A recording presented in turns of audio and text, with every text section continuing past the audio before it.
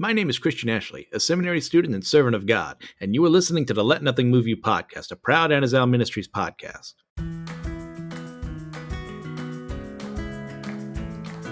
Welcome back, everyone. As we continue on through the book of Leviticus, today we're going to be in Leviticus 13 through 15. But I say we because it's not just me. I am joined yet again by one of my most favorite guests on the show, Karai Rowe of the Foreign Saints podcast. How's it going, Karai? Hey, welcome. Good to be back, man. Good to be back. God's been really good.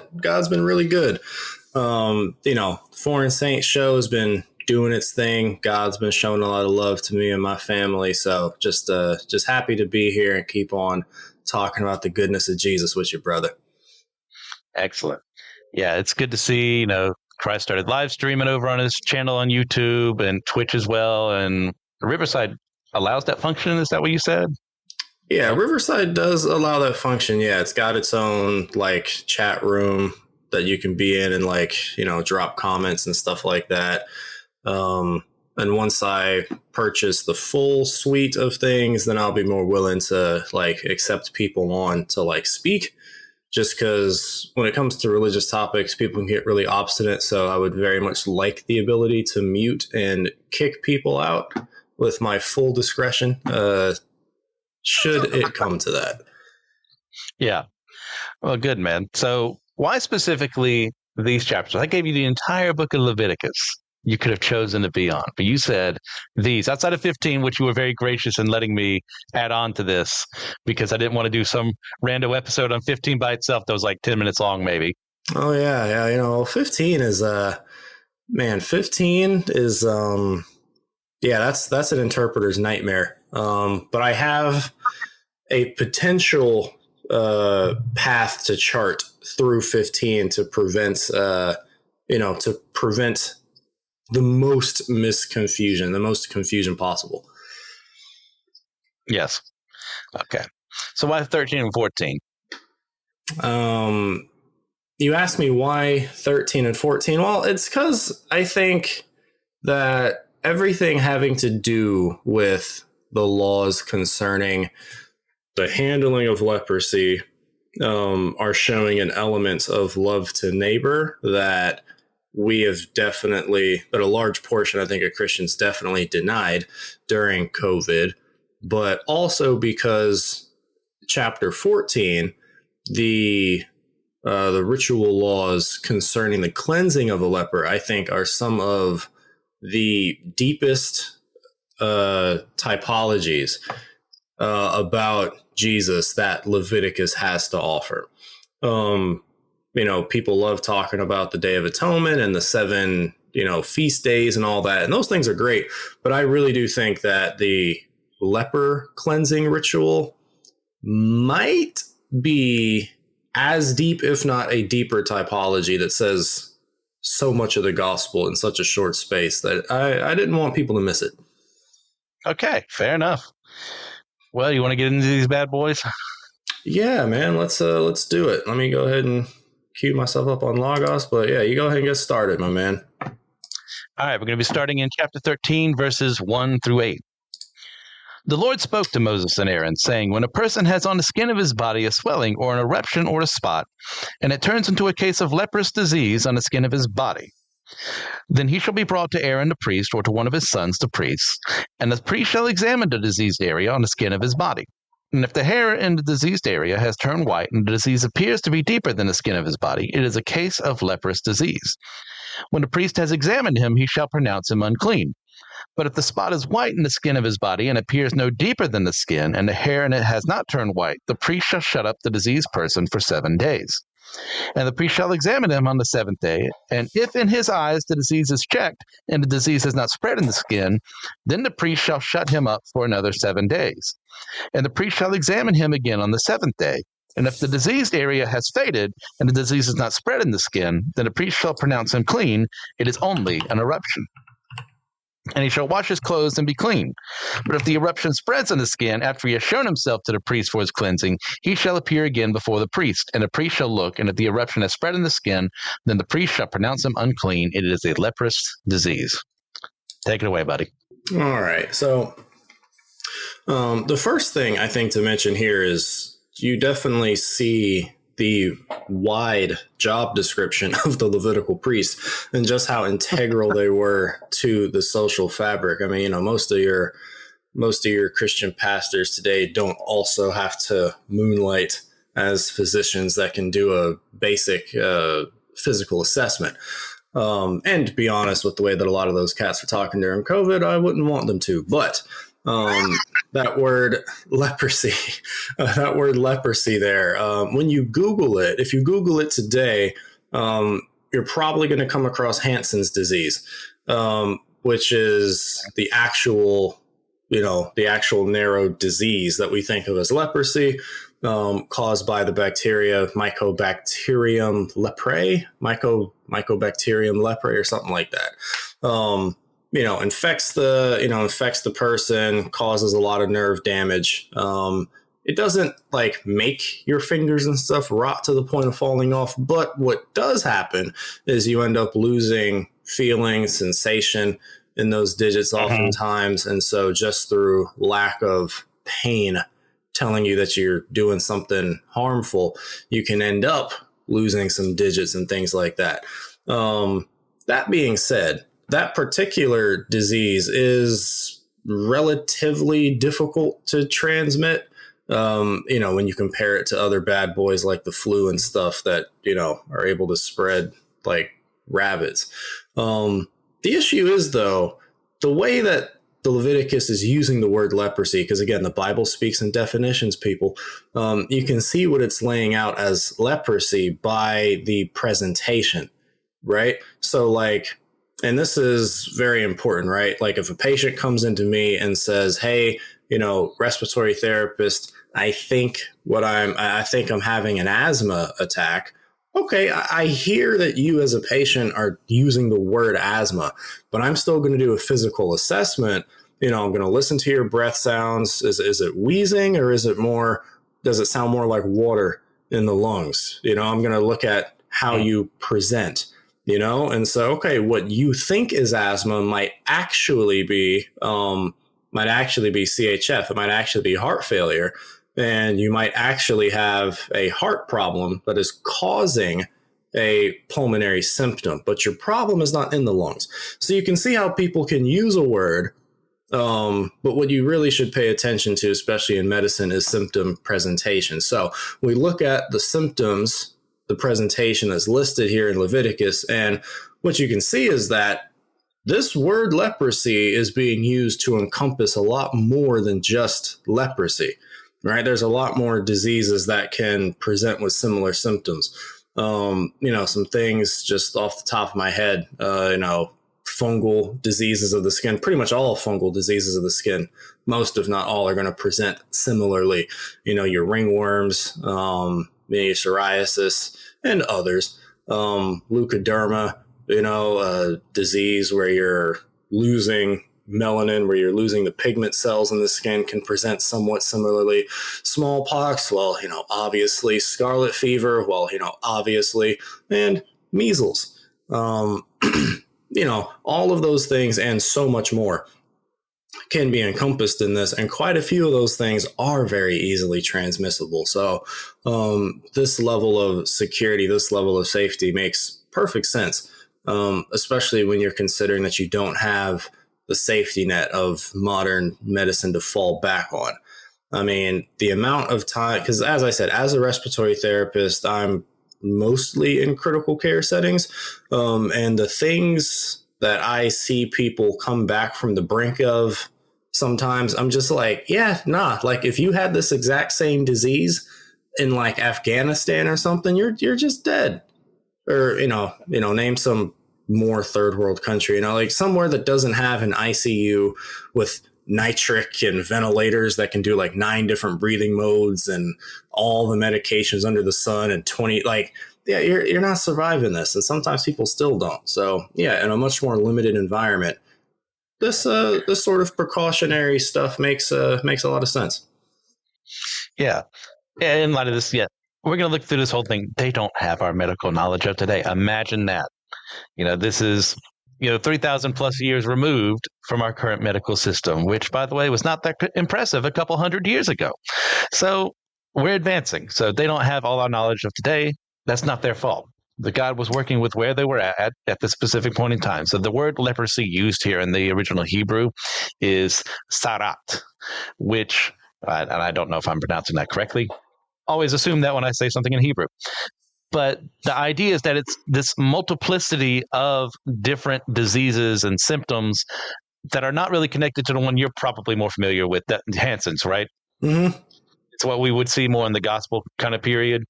Well, even in the gospel period, like it could have been more fungal stuff going on. Again, like you're the Hebrew guy, so you can speak to it from that perspective. But just looking at it from if you just ignore the word and you're just looking at, okay, what are the symptoms described here? Could have been leprosy, could have been other stuff that presents like leprosy that's still just as damaging. So, there's, like I said, that multiplicity of, it's kind of cool that the Hebrew word incorporates that. I took a much longer way to get there than you did, but it is what it is. That's why he's the genius, folks. I'm a guest on his show. That's why this is what it is. That's why we got to work and build off of each other, man. Yeah, because today in America, very rare an occasion would show up where we have leprosy-like symptoms. We've pretty much eradicated it for the most part. And there used to be, at least one point in time, at least 2 or 3 leper colonies in America. I know one was in Hawaii, but they're gone because of the advancement of science. Now, as you mentioned, they're still out there in the world, in places that don't have access to modern medicine, or if they do, they don't have enough. So we are extremely, it is extremely gracious of God that we live in the area of time that we do, that we don't have to deal with this as often. I got a quote from G. Campbell Morgan, lauded and applauded British theologian. Quote comes from 1926. He says, even until today, in his day, in 1926 in Britain, leprosy is so dire a disease that it completely baffles the skill of the physician. Much may be done to alleviate the distress which it causes, but there is no cure for it. In countries where sanitary laws obtain, it is almost eliminated, but that is done by removing causes, not by curing those suffering from it. And that's, as recent as 1926, he got somebody commenting on this. 98 years ago. Yeah. This was still a threat. Yeah. And people are very ungrateful for the time they live in. It's just not understanding the severity of what diseases are and what some of the more nasty infectious ones can do. Like I said, that's why I wanted to jump in on chapter 13 here, because I think for a long time, at least maybe not a long time, but it feels like a long time if you're maybe in a younger generation. You look at a chapter like Leviticus 13 and you think, oh, that's so barbaric. They're isolating people and all this other stuff. And it's like, yeah, well, you think that because of all this other stuff that you have in your society that they didn't have. And 2, putting people in hospitals is kind of isolation, but even in isolation, right? But even in hospitals, we have isolation protocols. If someone comes in with C. diff or any, respiratory precaution, we've got different colored drapes that go on the front of the doors with different kinds of protective equipment and boxes for any of the healthcare providers to grab before they go into the room. And the protection gear is based upon what they have, so if someone's got a respiratory illness, it'll have a droplet precaution sign, and you got to gown up completely, glove up over your plastic sleeves and have multiple levels of masks on you and eye protection before you even go in there. And for COVID, we did all of that, and we would completely we would have, the hospital engineers completely seal off the room to make it airtight. And then they would put an air pump in the room so that way we could make the room itself a negative pressure environment. So that way the air in that room did not mingle with the rest of the AC ductwork for the rest of the hospital. You know, and most people don't unless you visited someone that's like suffering pretty bad from COVID, you probably don't even know that those are the precautions that people did for like COVID rooms. So yeah, like there is a whole like engineering puzzle that went behind how do we keep COVID patients in isolation while still being able to treat them. So, you know, we had to change telemetry feeds around so that you could see all the vitals that someone had from outside the room. So that way you could tell at a glance, do I want to go in there for this assessment? Is an assessment necessary here? So, I mean, there's just, yeah, you know, most people just, we still do the concept of isolation from Leviticus 13 today. We just have a lot more fancy toys to do it with. Yeah. But something else you mentioned earlier, I did want to bring up too, and that's the other jobs that priests had to do outside of preaching the word and offering sacrifices. You know, the things you would expect them to do. Mm-hmm. They're also supposed to be physicians. Well, yeah, as leaders, sometimes we're going to be asked to do things a little outside our purviews at times.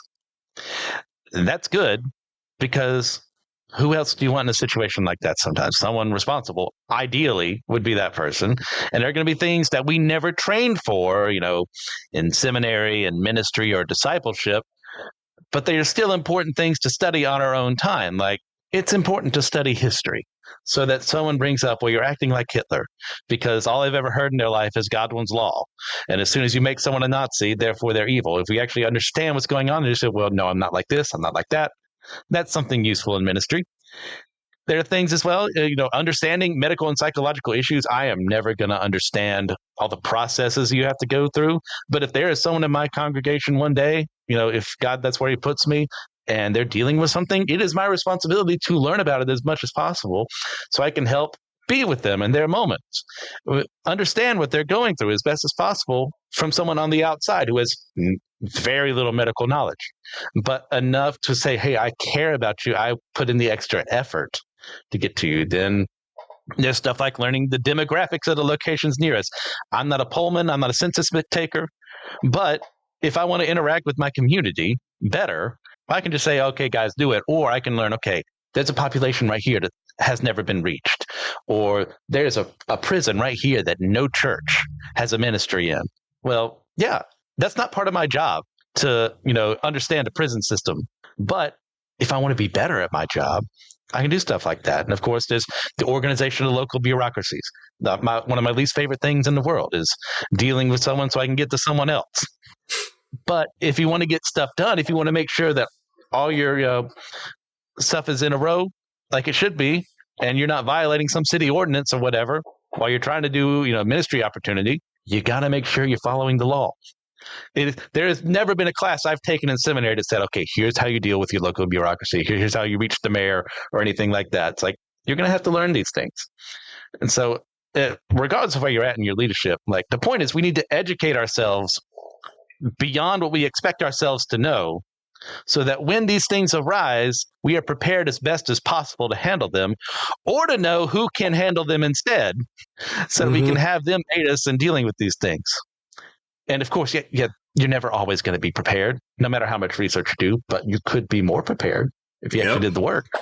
That we could, you know, but also recognize how much being a Levitical priest entailed a certain level of unavoidable self-sacrifice on behalf of the people that you're ministering to. I mean, again, it's one thing to go into something where you know how bad it is. It's another thing to go into something where you don't.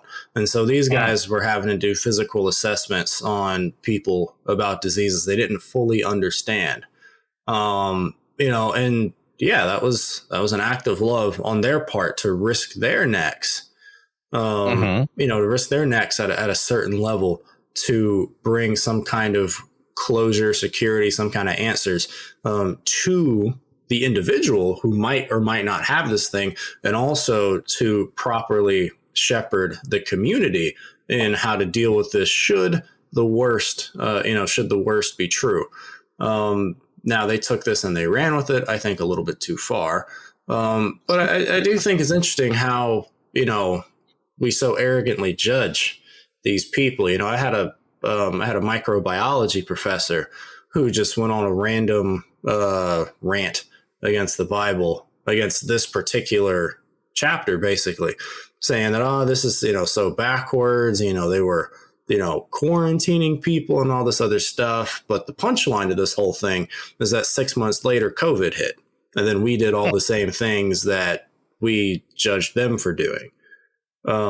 Which I think is hilarious, because of course this is what of course this is, loving. And also to the Christian establishment that saw COVID restrictions as inherently evil, not situationally evil. Like, okay, maybe you're, applying these things hypocritically or targeting people through them. No, I get that.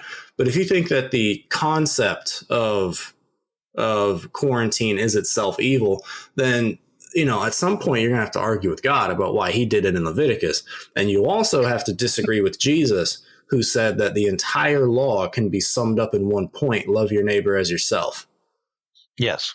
Which means that Leviticus 13 is an application of loving your neighbor as yourself. If a situation like this arises, what does love look like? Well, it looks like doing a proper investigation. It looks like doing a proper assessment based upon, proper medical knowledge to get the proper practice of what to do. It looks like taking measures that might seem harsh against the individual to protect the individual and the community. This is what love looks like amongst mature adults when a not good situation arises. You might not like it, but contrary to popular belief, your ability to do whatever you want when you want to do it is not more important than the health of the society around you. And I would have thought it would have been obvious to Christians. To Christians, it should have been obvious that, oh yeah, self-sacrifice for the sake of, yeah. But no, instead we just wanted to selfishly shout and say, oh, I can go, I know everyone else is sacrificing for the health of the tribe, but we are going to persist in doing church the way that I want to do it. And I'm going to call it faithfulness to God. And I'm like, I agree, don't forsake the assembly, but you're not forsaking the assembly to assemble in smaller groups across the community and people's houses. That might turn out very evangelistically positive for you if you did it. Yes. Yeah, in the time of COVID, we're still not really out of it. In the brunt of it, I was so angry at different members of the church. Not everyone was doing it, but there were so many loud voices acting like it was an evil thing to care about someone else. Like it was an evil thing to have to put on a mask. And like I hated masks. I hated them. I hate them now. But I put them on every single day I went outside in that period because I didn't want someone else to get sick. And I didn't want to bring it back to me. Right. And my kin. Right. So I just didn't understand, like, as you mentioned, like out of all people who should have been prepared for this. I mean, like, oh, yeah. Give up self-sacrifice. Yeah, well, that's literally what we talk about if we are in church every Sunday. It's like giving up of ourselves, sacrificing who we are for the sake of Jesus Christ and for the sake of the people. And it didn't happen. I had to ask forgiveness a lot of times for my anger being moved from the righteous anger into I hate these people. Well, it's crazy how like our own arguments didn't always transfer. It was like, okay, in the realm of abortion, all right, if you're driving down the road and you see something in the road, if you don't notice a person, you hit the brakes, right? That's like a usual argument that we use against people that like to say, oh, well, I don't know if it's a human or not. Okay, well, if you don't know what it is, you should probably take the more cautionary approach, right? Right, okay. Well, translate that over to COVID, right? Because there were days when we didn't know that certain masks weren't as effective as other masks. In that time, for that small window of time, it would have made a lot more sense to mask up and do the more secure thing. But people were like, just out of a rebellious spirit, being like, oh, no, I don't want to. And then the science caught up and justified what they were doing. Yeah, okay, yeah. The science says that, small little masks aren't going to be enough. You need like an N95 minimum. Okay, got you. But then those people with the rebellious spirit were acting as if they were acting in wisdom the whole time. And I'm like, no, you would have been doing this even if the science said the opposite. Let's not act like you ever cared about this. Like this is just Second Amendment type nonsense. 2A type energy just applied to healthcare is really all it was. So I mean, it was just tough, especially with what comes later in this chapter, like, the tearing of the clothes and the shouting of unclean. If we had to do that today, people would have been like, oh, you're violating constitutional rights. And I'm like, well, okay, I guess God was violating people's rights then. I don't know what to say, I did to take it up with the big G. These are his rules, not mine. Yeah, like this is how he ran things, like our modern day equivalent of tearing clothes and shouting would be wearing a mask, since that was like a way to see from a glance if someone was sick or not. And instead of shouting it out loud, you'd probably just post on social media, hey people, stay away from my pad for a while. Like we did the same stuff. Yep. Wow. Are you ready to move forward? Yeah. Oh, yeah. Okay. 9 through 17.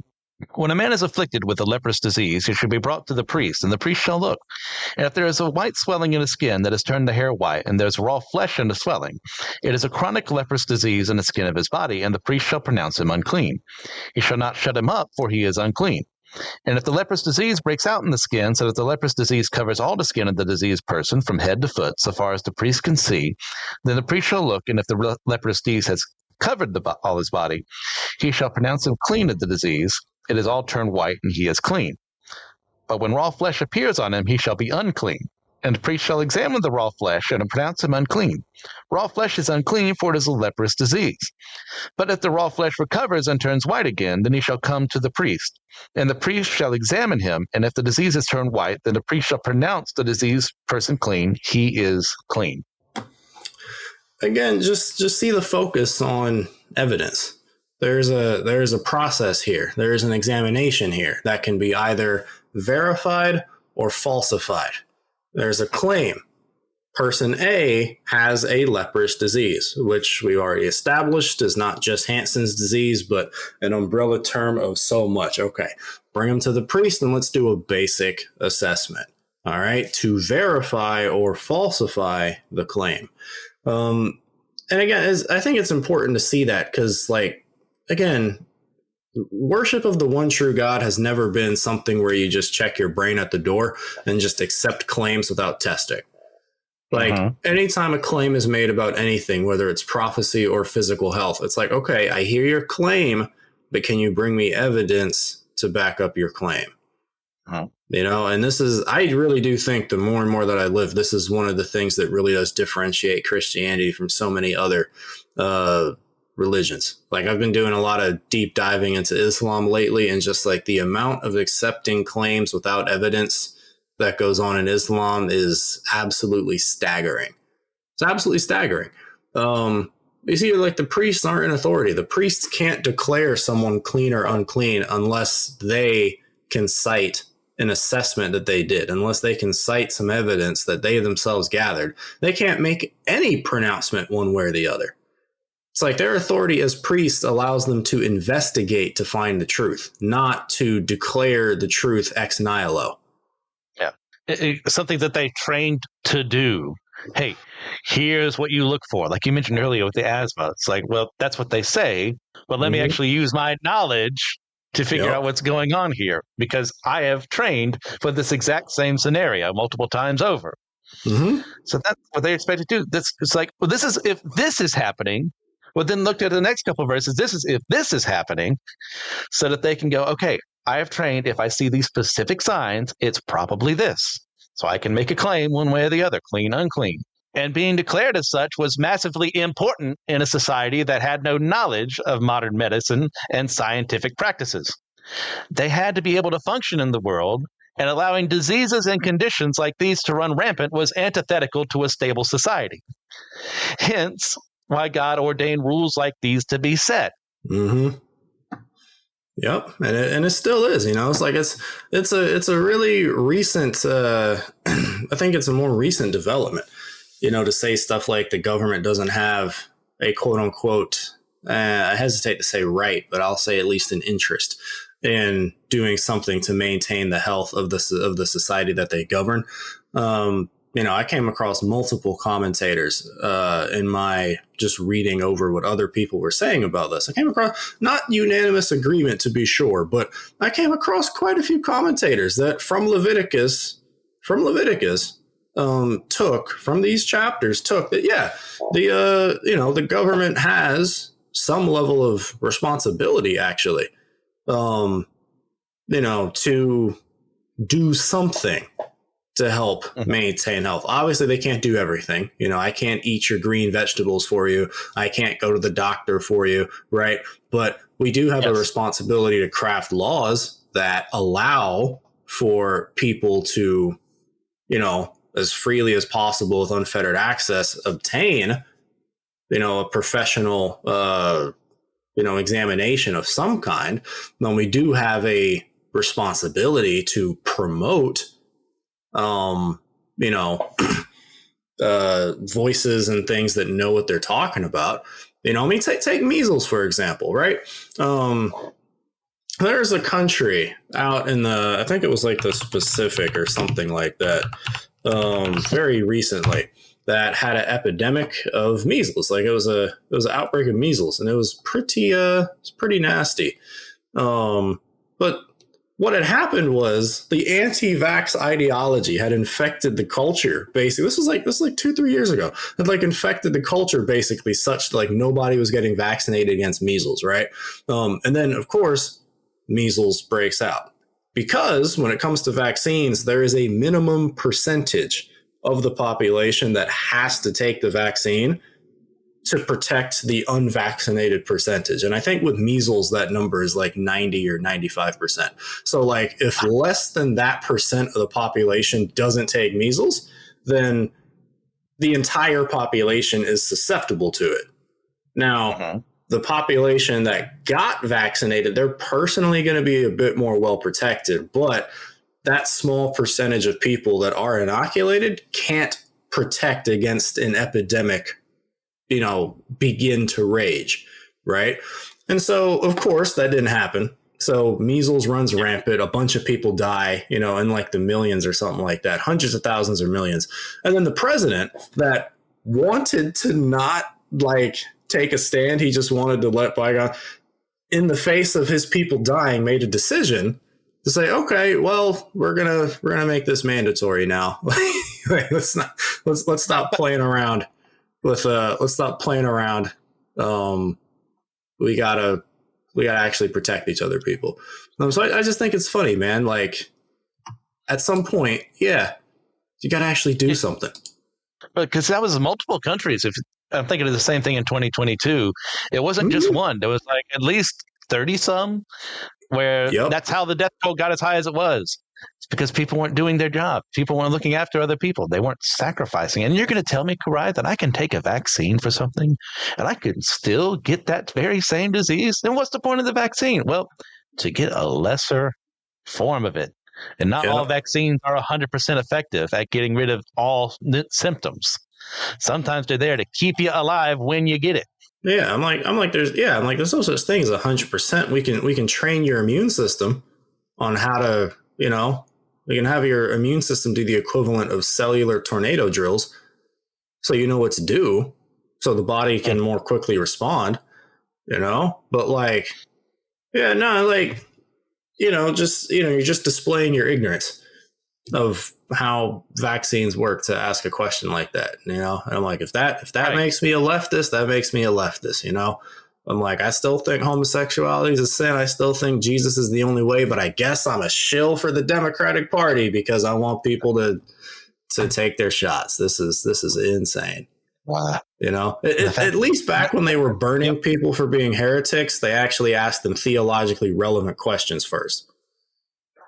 Those very same accusations have been thrown my way for having those beliefs. Imagine that. I trust the people who have studied this, who know more than I, and actually have done their research a little more than I.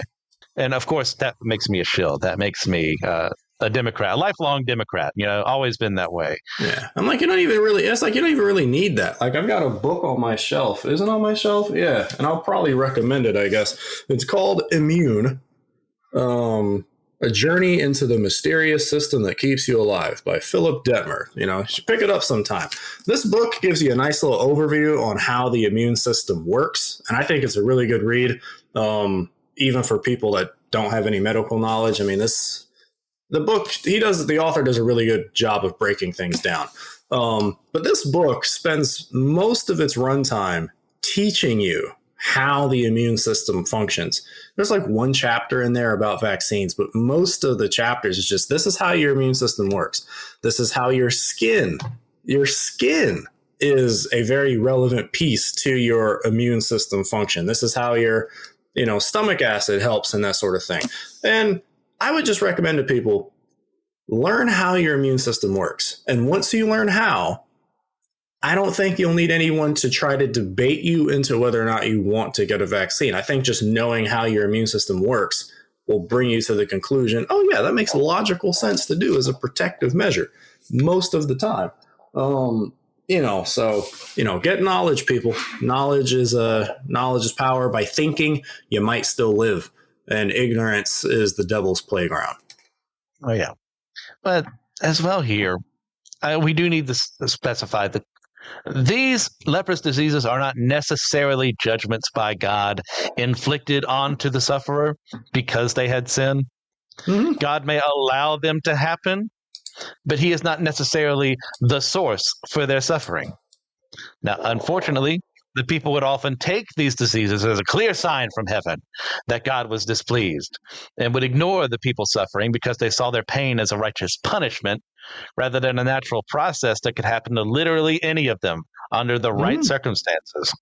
I mean, we look forward to the Gospels, like, who sinned, his parents or him? But no, this was given to him for the glory of God. Something was done here as part of this world we live in, this fallen, corrupted world, that can happen to anyone under the right circumstances. Mm-hmm. Yep. You think of Luke 13, where Jesus says, what do you think, when they ask him about the Jews on whom the tower in Siloam fell, and the Jews who were murdered by Pilate, and Jesus asked them both times, what, do you think they were worse sinners than everyone else in Jerusalem because this happened to them? No, but unless you repent, you'll all likewise perish. Like, yeah, sometimes it's judgment. A lot of times it's not. But when people would cite Leviticus 13 or whatever as proof, that's stupid, because last time I checked, you weren't doing all of this for a people that was like handed over to full judgment. Now, there's some nuance there to be sure, but there's nothing in this passage that says or even implies that the leprous individual is leprous for the sake of sin. There's like Leviticus 13 has no interest in trying to figure out the cause of the leprosy, but rather it cares about establishing the presence of it. Yep. Which would mean in these circumstances, even if this was a judgment from God, they are still compelled by the law to look after them. Yep. Like when that king got struck with leprosy. And so they just locked him in his palace for the duration of his leprous run. Yeah. Is it Uzziah, Manasseh, one of those two? Yeah, it was one of them. Yeah. They were like, well, the king can't be the king from outside the city, but we can't let him intermingle with people. Just stay in your bedroom. We'll pass you notes, I guess. Let's head on to 18 through 23. Mm-hmm. If there is in the skin of one's body a boil and it heals, and in the place of the boil there comes a white swelling or a reddish white spot, then it shall be shown to the priest. And the priest shall look, and if it appears deeper than the skin, and its hair has turned white, then the priest shall pronounce him unclean. It is a case of leprous disease that is broken out in the boil. But if the priest examines it, and there is no white hair in it, and is not deeper than the skin, but has faded, then the priest shall shut him up 7 days. And if it spreads in the skin, then the priest shall pronounce him unclean. It is a disease. But if the spot remains in one place and does not spread, it is the scar of the boil, and the priest shall pronounce him clean. Now, the only thing that I really feel like mentioning from this section is verse 18 and 19. 18, 19, and 20. because there's no way that the priest could know about that beforehand. It has to be shown to the priest. And the only person that could show it to the priest is the individual that, has it. Which means that the native Israelites, again, another, responsibility of the Levites kind of being shown here is that the Levites would have to it would just make a lot of sense. I don't know what they did, but I'm saying it would make a lot of sense if they would regularly be teaching the people of Israel to be cognizant of their own bodies, to have some kind of body awareness, because we as the Levites are not going to spend all our time knocking on doors every day and doing like skin inspections. We got stuff, we got daily sacrifices to do. We got Torah studies to do. We got stuff to do. So you guys got to help us help you.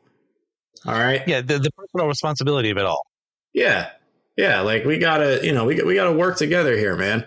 And so again, this principle of everything about the worship of the one true God involves thinking, involves being aware of yourself and the surroundings and your surroundings on a day-to-day basis. I mean, that's a somewhat complicated little, chain of dominoes there. You got a boil, and then the boil heals, and then that healed boil becomes white with swelling or turns into a reddish white spot. You got to be paying attention to yourself to catch that. You got to practice that little thing called self-love that people are so fond of. Yeah, actually loving yourself. Yeah, and it's the people just around you. Yeah, it's just wild. Like the stuff that we rant about today. Oh, I was a Christian, and I had to deny all these realities about my body. Look, bro, I don't know what Christianity you talking about. I don't know. I don't know what you're talking about. And at a certain level, like I care about you, but like I don't care to hear about every single fallacious practice ever. I would rather just say, hey, look, that's not real Christianity. And if you care about the truth, you'll come into what's legit. If you just care about throwing your tantrums all day, then you won't. And that's just, that's the discussion right there. Yeah. But yeah, like, there should be a promotion of community health awareness with laws like this in Leviticus 13, that there's no way the priests could do that on their own. The community has to help them with something like that. Yeah. Well, let's head on to 24 through 28. Well, when the body has a burn on its skin and the raw flesh of the burn becomes a spot, reddish white or white, the priest shall examine it. And if the hair in the spot is turned white and it appears deeper than the skin, then it is leprous disease. It has broken out in the burn, and the priest shall pronounce him unclean. It is a case of leprous disease. But if the priest examines it and there is no white hair in the spot and is no deeper than the skin but is faded, the priest shall shut him up 7 days. And the priest shall examine him the 7th day. If it is spreading in the skin, then the priest shall pronounce him unclean. It is a case of leprous disease. But if the spot remains in one place and does not spread in the skin, but has faded, it is a swelling from the burn. And the priest shall pronounce him clean, for it is the scar of the burn. Mm-hmm. And again, we see, what we today would probably call an observation admission, where, what's this patient here for? I might ask. Oh, they're just here for observation. It's that. Okay. What you're mentioning might be a problem, might not. We're going to admit you for 24 to 48 hours, maybe. And we'll just, chill out, watch your tunes, whatever. We'll be taking vitals and whatnot. And we'll see if it becomes something. We'll see if there's more to this than initially meets the eye. If so, well, you're here and we can just, the ball's already kind of rolling. If not, we didn't do too much, go your way. We still do this today. Now, observation admissions are legitimately abused today, but the idea of them is sound. And a lot of things have been caught that way. Yeah. In regards to this specific one, like receiving severe burns could easily lead to larger problems, should the wounds get infected. Thus, to prevent this from spreading, the priests had a moral imperative according to the law to watch over the victims and care for them in their suffering. Even today, burn patients you never know, depending on the severity of the burn, like they could maybe just need a skin graft and they'll be okay. Or there be irreparable damage and nothing we can do about it, even as far as we've advanced. Mm-hmm. Yeah, burns are problematic, from the emergency setting to the to the inpatient critical care setting. You can't just use any wound dressing on a burn. You got to use specific ones, because if you use the one, your run-of-the-mill ones, then it'll usually fuse with the melted tissue, and then when you try to remove that bandage, you end up what we call degloving an entire section. Burns Not a are, pleasant thing. burns are damage to cells, and whenever cells are damaged, they lose fluid. Losing a lot of fluid quickly from your system can cause hypovolemia, and of course, like you said, infections and all sorts of other stuff. So I mean, you should probably watch over the guy. Yeah, if you want to do your job, at least. Yeah. If you want to love your neighbor, you should probably watch out for the guy. 29 through 39. When a man or woman has a disease on the head or the beard, the priest shall examine the disease. And if it appears deeper than the skin, and the skin in it is yellow and thin, then the priest shall pronounce him unclean. It is an itch, a leprous disease of the head or the beard. And if the priest examines the itching disease, and it appears no deeper than the skin, and there is no black hair in it, then the priest shall shut up the person with the itching disease for 7 days. And on the 7th day, the priest shall examine the disease. If the itch is not spread, and there is in it no yellow hair, and the itch appears to be no deeper than the skin, then he shall shave himself. But the itch he shall not shave, and the priest shall shut up the person with the itching disease for another 7 days. And on the 7th day, the priest shall examine the itch. And if the itch has not spread in the skin, and it appears to be no deeper than the skin, then the priest shall pronounce him clean, and he shall wash his clothes and be clean. But if the itch spreads in the skin after his cleansing, then the priest shall examine him, and if the itch has spread in the skin, the priest need not seek for the yellow hair, he is unclean. But if in his eyes the itch is unchanged, and black hair has grown in it, the itch is healed, and he is clean, and the priest shall pronounce him clean. When a man or woman has spots on the skin of the body, white spots, the priest shall look, and if the spots are on the skin of the body are of a dull white, it is leukoderma that is broken out in the skin, he is clean. Mm-hmm. Now, I hope that you guys listening are catching in on 2 things. One, like I said, the search for evidence. We're looking at the physical world, and we're, taking legitimate observations to see if a criteria is met. I hope you're paying attention to that. I hope you're also paying attention to, good Lord, this sounds complicated. Yes. And I would hope that you would compare that complexity to the simplicity that was in Eden, because again, we're in the Torah, right? So this section of the Tanakh, comes in one package, should be looked at as one package. This is a lot more complicated. This is a much more complex way of maintaining some form of lesser quote unquote paradise than the simplicity that was available in the garden. And that really should be noted, that God is working towards paradise in both scenarios, but because of human sin, it's a lot more complex now. It's a lot more complicated now in a way that it didn't have to be, for a prize that's not as good as what it used to be either. That should point you to Jesus, man. Because it's because the writer of Ecclesiastes is right. This does feel futile sometimes. I'm doing all this work, doing all this search and all this examining, and yet it doesn't. I'm just speaking as a healthcare provider. Sometimes during some seasons, it's like, I'm slinging nebulizers. I'm putting people on vents. It feels like I'm just doing a bunch of rinse and repeats just for people to die regardless. There is sometimes seasons where it just feels, what's the point, man? What's the point? Yeah.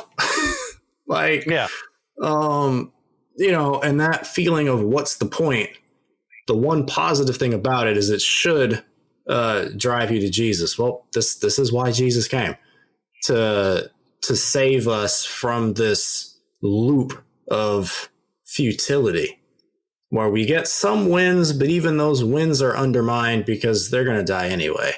Maybe not now, maybe not tomorrow, but someday we're going to lose. Someday we're going to lose. And yeah, Messiah, come quickly, please. Absolutely. Yeah, I have nothing to add to that. It's well said. Just the only other thing I have here is that the women are brought up for the first time. That doesn't mean that they were excluded from earlier directives. But for what I understand, what most commentators will say, the reason a woman is mentioned specifically here is because the beard is mentioned too. So they're excluding her from that portion by bringing her up. Mm-hmm. I don't pretend to understand all the specificity of that, but it makes enough sense to go, okay, yeah, women were included before and now except for that specific part. Well, it's just, well, again, like, you think of Genesis chapter 5, verse 2, where it specifically says that, this is the book of the generations of Adam. And then in verse 2, it says when he made Adam, he made him male and female. So, in the original language, there seems to be like a definite inclusive use of the word man that our gender crazy society just can't seem to get through their thick skulls. So I feel like you just don't need to use split language until you come across a scenario that necessarily splits them. Yes. Because they, unlike us, did not blur gender distinctions. So yeah, if you're talking about a beard, I'm necessarily not talking about women. Yeah. And it's crazy that that's like offensive today, but I mean, it's whatever. It's the world we created for ourselves. It's the world we deserve to be in right now. Come, Messiah, come. Goodness. Amen. 40 through 46. If a man's hair falls out from his head, he is bald, he is clean. Okay, thank God, I'm in the clear. And if a man's hair falls out from his forehead, he has baldness of the forehead, he is clean. But if there is on the bald head or the bald forehead a reddish white diseased area, it is a leprous disease breaking out on his bald head or his bald forehead. Then the priest shall examine him, and if the disease swelling is reddish white on his bald head or on his bald forehead, like the appearance of leprous disease in the skin of the body, he is a leprous man, he is unclean. The priest must pronounce him unclean, his disease is on his head. The leprous person who has the disease shall wear torn clothes and let the hair of his head hang loose, and he shall cover his upper lip and cry out, unclean, unclean. He shall remain unclean as long as he has the disease. He is unclean. He shall live alone. His dwelling shall be outside the camp. Yep. Absolutely incredible. I mentioned it before, but clothes torn, hair hanging loose, crying unclean with covered mouth, living alone outside the camp. It keeps some of the more communicable leprous diseases from breaking out into an epidemic. And as you said before, the Jews of Jesus's day and many cultures besides. So, skeptics, you all need to stop picking on the Jews like Hindus wasn't doing this too. Would assume God was judging the person for sin in their life. Or, let's just be perfectly honest. A lot of people don't need a religious reason that deep. We just pick on who's vulnerable because we're evil people, and then we try to justify it later. Like I said, we did similar stuff. Mask and glove wearing, posting on social media if you had COVID. And my mom spent a couple of weeks in quarantine in our own house. And she wrote a book while she was in there about her experiences. Evicting COVID, calling on victory in the face of despair. I quarantined while in EMT and as an RT. I've had COVID I don't know. I stopped counting after the fourth time, but each time you're just like, all right, I'm just staying at home for a while. Cue up Netflix. Yeah, catch up on some stuff. Yeah. The reason the specificity of crying out unclean, unclean is mentioned is because it brings attention to the person who is suffering this. And say, hey, stay away. Unclean, unclean. If you don't want to be like me, go away. But at that same time, I am in need, and you're going to know I'm in need because I won't shut up because I am unclean. I cannot do what you're doing, so help me out. Mm-hmm. This is a way of both saving the people and preserving the person who is suffering so that there's no crossing of any, disease or what have you. But at that same time, their needs are being looked after because they can't go and make sacrifices for themselves. Mm-hmm. Someone would have to do that on their behalf. They can't get food for themselves in the same way the other people can. So they would need someone to gather it for them. So by bringing it up, they make themselves known, so you can't just ignore them. And if you do, you must be deaf, because they are making it very clear, I am in need. Why do you think the lepers were so seemingly comfortable with crying out, Son of Man, have mercy on me? Yes. Because they were already crying out all the time anyway. But, saying, Son of Man, have mercy on me? Yeah, that's a lot more fun than unclean. I might actually get fixed. It's a lot easier for someone in need to recognize their need than people that think that they're fine. Yeah. And it's like you mentioned, it's another case of othering someone, of saying, okay, well, you're like this. Well, obviously, you're a sinner, or obviously God is punishing you for something, even if you don't yourself understand it. And then I can just ignore you and say, well, I hate to hear it, buddy. You're unclean. I can't go near you. That's the law. Yeah, just cold, unfeeling, It's the priest and the Levite going right by the Samaritan as he's crying out. Yeah, it's not.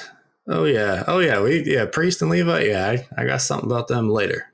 I'm gonna save my home cooking for later. Okay, what do you say we wrap up that chapter for 47 through 59?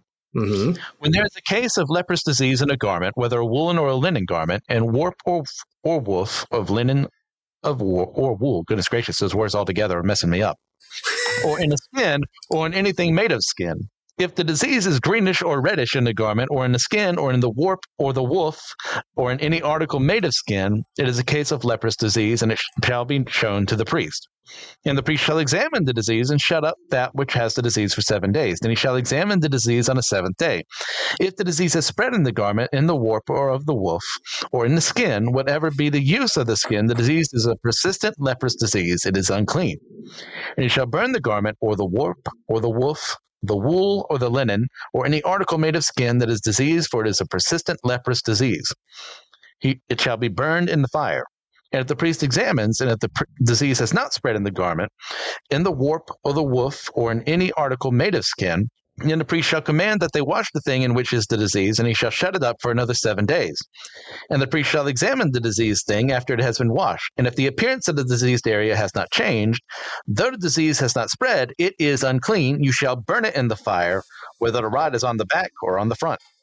But if the priest examines, and if the diseased area has faded after it has been washed, he shall tear it out of the garment, or the skin, or the warp, or the woof.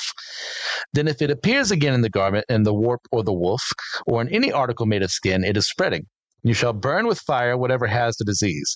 But the garment, or the warp, or the woof, or any article made of skin from which the disease departs when you have washed it, shall then be washed a second time, and then be clean.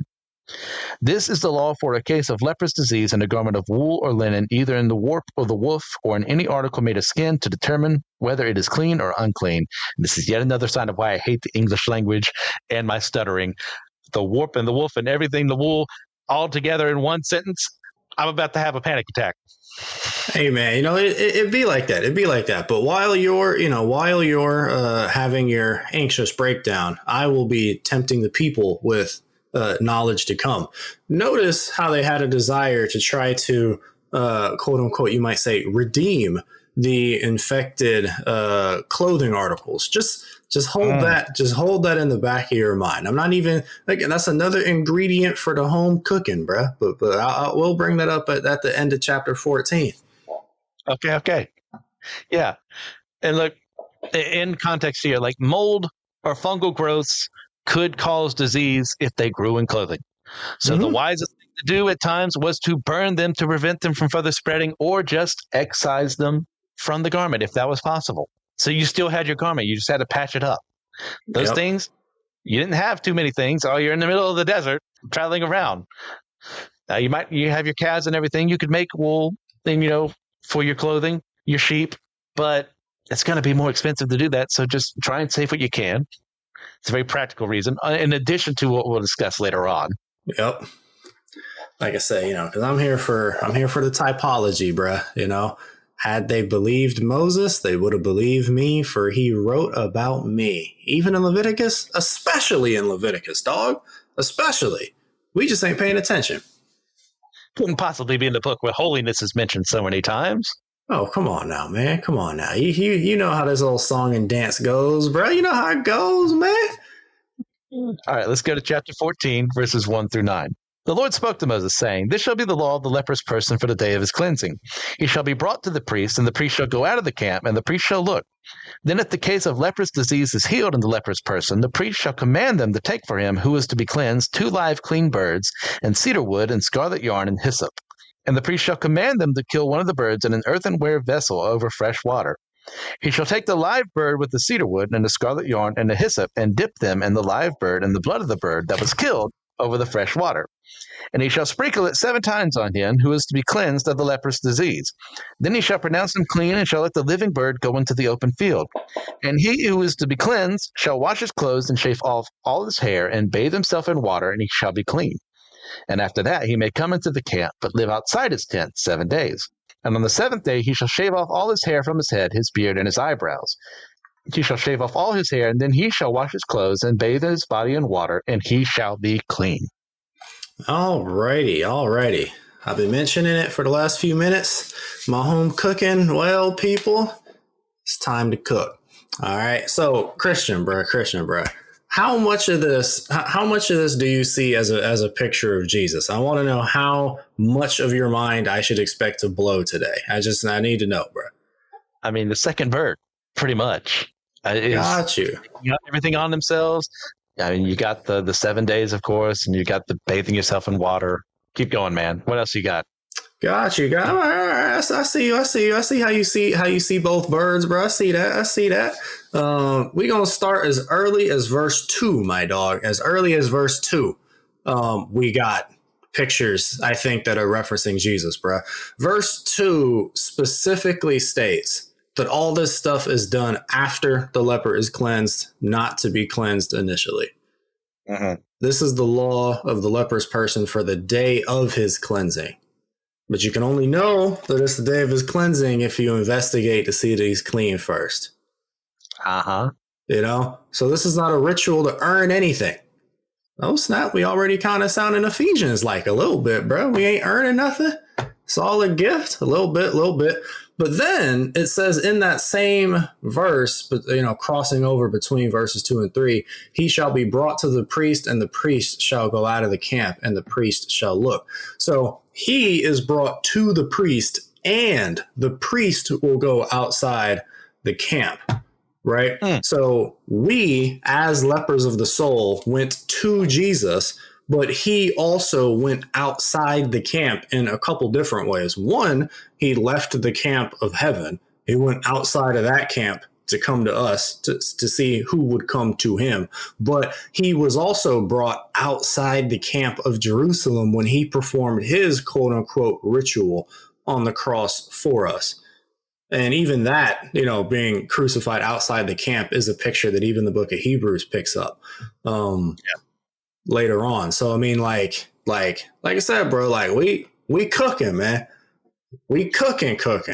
Heck, even that the priest shall look phrase even reminds me of, Genesis, when God said multiple times with the Tower of Babel and with Sodom and Gomorrah that he was going to go look and see himself if things were as bad as the outcry that came up to his ears. Again, I just think really cool potential ties back. The items as well. I think the items as well mentioned in verse 4 typify the Messiah. You mentioned the second bird. I think both of the birds are equally pictures of Jesus, just in 2 different ways. So I would say that both are representative of Christ in slightly different ways, but what they share in common is that they are clean. They're both clean. And they are creatures that can inhabit both the earth and, quote unquote, the heavens. And now we get into our differences. One bird dies and the other remains alive, mentioned in verses 5 and 6. So we'll start with the bird that dies, because that's Christian's favorite. And I try to, I try to serve it up as order, man. So the bird that dies, bro. The bird that dies. He dies in an earthenware vessel. So we have a creature that can inhabit the earth and the heavens, dying in an earthenware vessel. Come on now. Shadows and types, man. Pictures coming out. And where does he die? Right. And this death occurs over fresh water, which would cause the blood of the bird to mix with the water. Now, Leviticus tells us in another place that the life of a creature is in its blood. So I think it's entirely contextual to Leviticus to see this as life water or living water that's being created right here. So, which comes from the idea of the Jewish people of living water being spring water. Yes. Which they would refer to as living water. Yep. Which helps them see that whole process of this is better water. This is living water, unlike what it would be in a river or the lake or the sea. This is something special. Yep. Because that's the source of water this was drawn from. Now it's juiced up with the life of a creature. Yep. See, you tracking, bro. This man Christian, bro, scholar of and to the people, man. This is why we can hang, bro. But let's see if I can impress him and you, listener, even further. So to sum up the bird that dies so far, right? A creature that can inhabit earth and the heavens dies in an earthenware vessel to create living water to give to those who are cleansed of disease. Is this, look, I didn't write this, right? Like Athanasius didn't write this. Paul didn't write this. This is Moses talking, bruh. This is Moses. And that exact same imagery, that exact same concept is even, I think, subtly referenced by the Apostle Paul.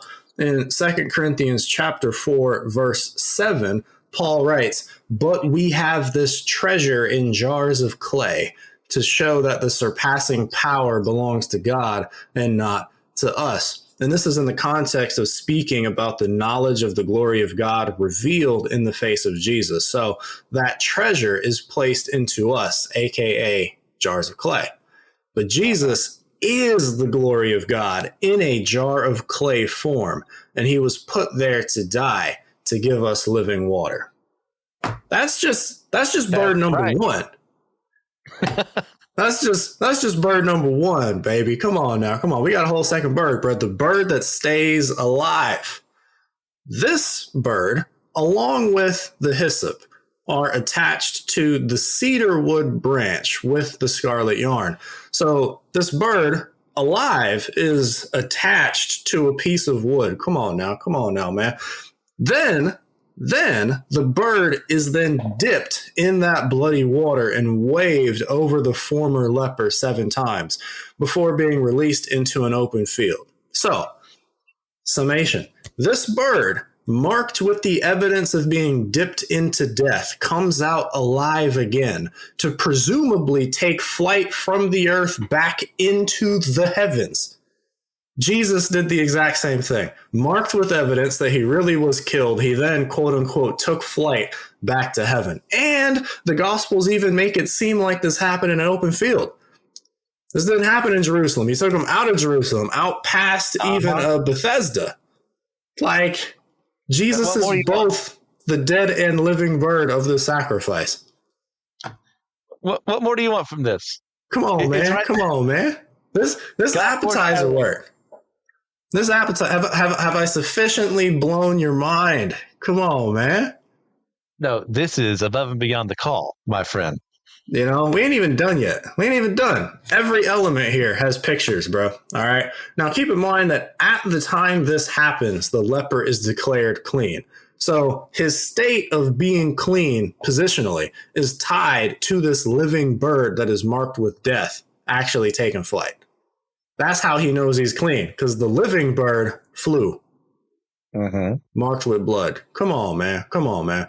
Now, the cedar wood and the hyssop. Come on, bro. We go deep over here, bro. This is why, as much as y'all should listen to this man Christian, y'all got a moonlight over on the Foreign Saints, bro. We get down like this every episode, man. Always recommend that. Come on, man. I just did an episode on explaining why when Jesus calls that lady a dog, it's actually a compliment. It's He actually was a telling you he compliment. wasn't being a racist. He wasn't being a misogynist. Karai. Oh, okay. If you're gonna ask those questions, I feel like you probably saw the episode, bruh. You must have seen Oh, the introduction to that, man. yeah, a little teaser for people. Oh yeah, I know what people say, man. Fun episode, man. But yeah, the cedar wood and the hyssop. All right, we have wood with an ability to preserve from decay and death. All right, so cedar wood and hyssop are both wood. Hyssop branches were usually the instrument that was used for sprinkling of blood and water, like it was the actual instrument you would use. Cedar wood has quite a few positives according to Google and other sites. It experiences minimal cracking. It contains natural preservatives that grant some level of protection against things like decay, termites, and moisture. The essential oil that comes from cedar wood has some beneficial properties as well, like, funnily enough with our chapter, helping with fungal infections, repelling blood, and having some antibacterial properties. Now, the scarlet yarn, you could say is symbolic of blood. I know a lot of people say that. I don't know if I buy it because we already have blood here. Though it might be reminiscent of clothing stained by that blood, and perhaps also because that same material was used in the tabernacle's make and construction. That might be why we've got this here. But all that to say, now we've got our living bird attached by scarlet yarn to symbolize I'm doing a temple-like function here, attached to cedar wood, a wood that has the ability at some level to protect against the corrosive effects of the fall. Come on, man. Come on, man. So we've got already pictured here the dying on behalf of the leper, the resurrecting for the leper, so that the leper can be cleansed and protected from further decay. Come on, man. This sounds like the gospel to me, dog, because the leper didn't make any of this happen. No. The leper didn't make none of that happen. Responding to a gift. Exactly, And verses 8 to 9 just sound like a ritual picture of being born again to me. Bathe in water. What does that sound like? Come on, man. We baptizing out here, dog. Come on, man. The proto-baptism, bruh. Because it's not baptism, but it definitely pictures it. I'll be saying there's no sprinkling of water here. I wonder why that is. I know, man. So much, bruh. But we gonna get to the sprinkling though. Don't worry, bro. We cooking. That's just the appetizer, bro. The main dish is soon to come. Well, come on, Christian. Sufficiently blown your mind. Stand in awe of your God. How could you not? When you actually study these things in a book, by the way, which, as I've mentioned many times before, everyone hates, because it's boring. And yeah, I'm very guilty of that myself at times. But then when you actually pay attention to what is being said here, your mind should be blown because it is a foreshadowing of what he did for us on the cross and then some. How many times do I got to say it, bruh? Leviticus is the religion that should have sprang up after Jesus, but it sprang up before him. How did that happen, bruh?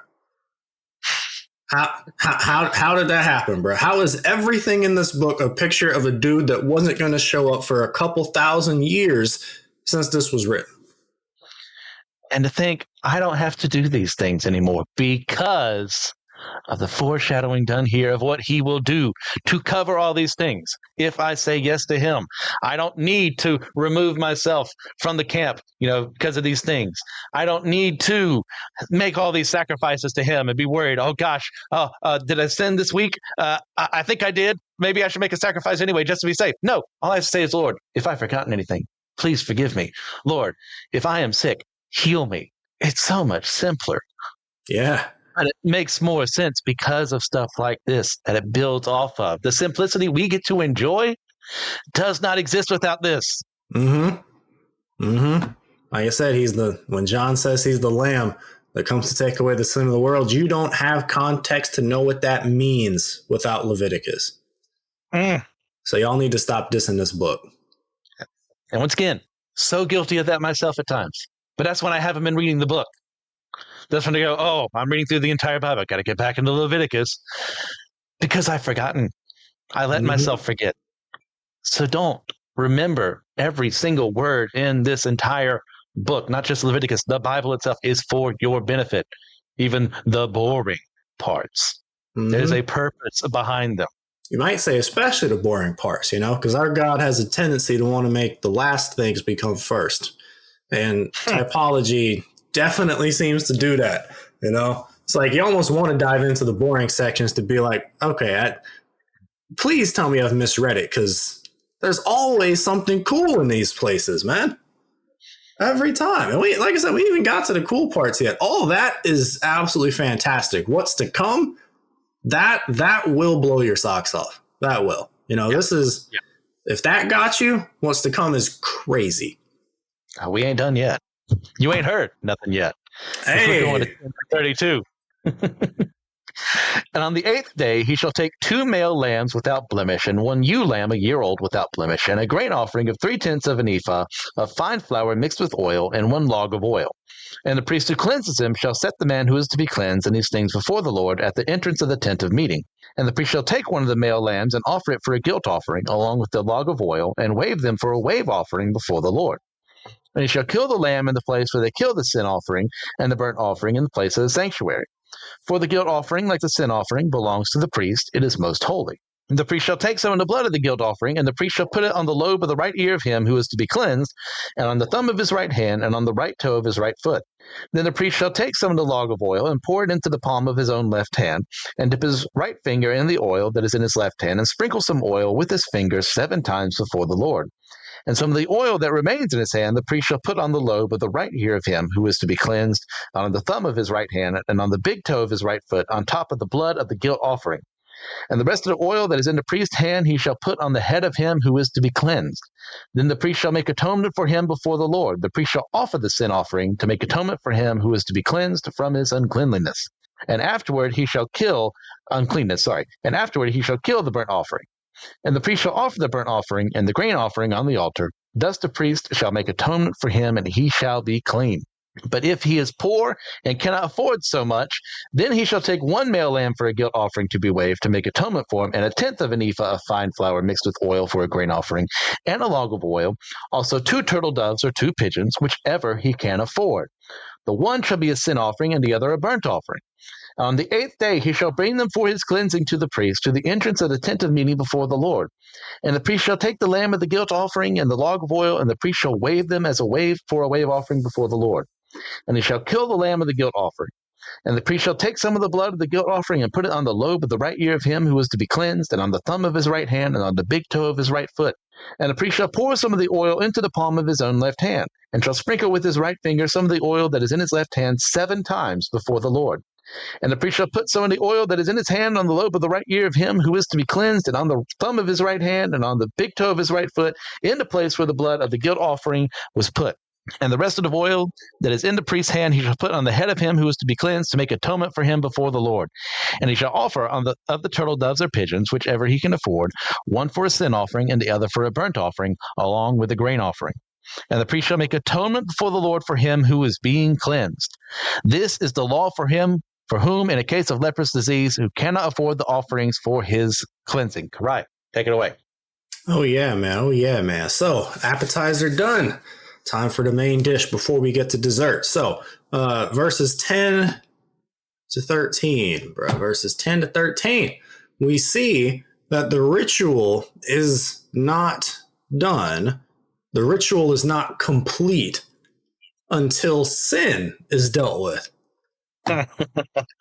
Come on, man. We're not done. This isn't just about making you clean. This isn't just about making you feel good again. This is also about cleansing your sin, my dude.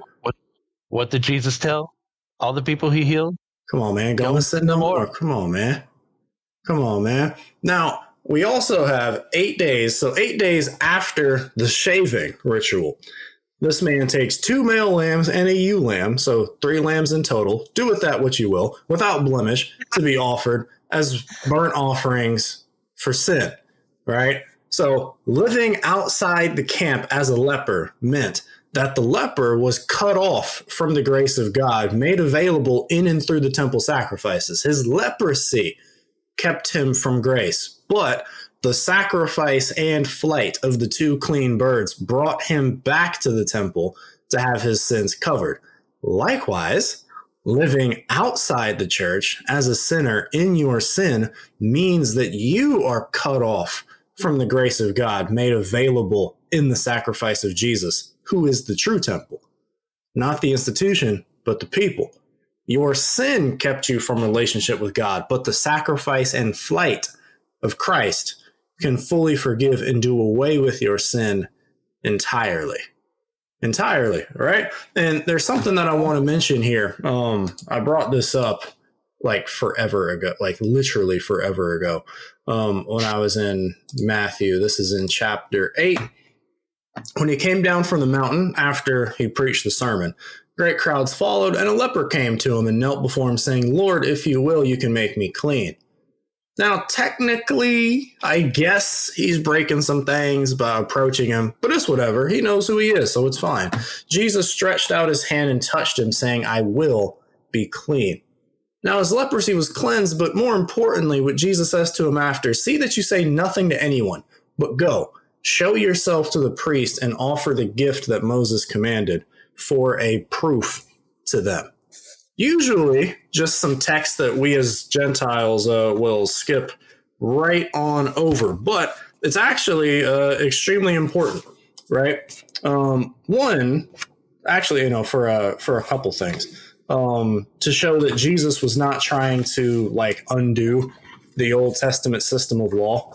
Like when he said, I'm here not to, destroy the law, but to fulfill it. It's like, no, we see that. He's literally telling the leper to go do Leviticus 14. Uh-huh. Go do Leviticus 14. You've been healed. You know what to do.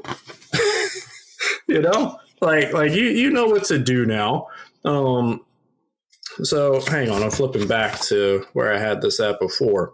But the other reason that Jesus told the leper to do this, and other lepers besides, God is confirming my ministry.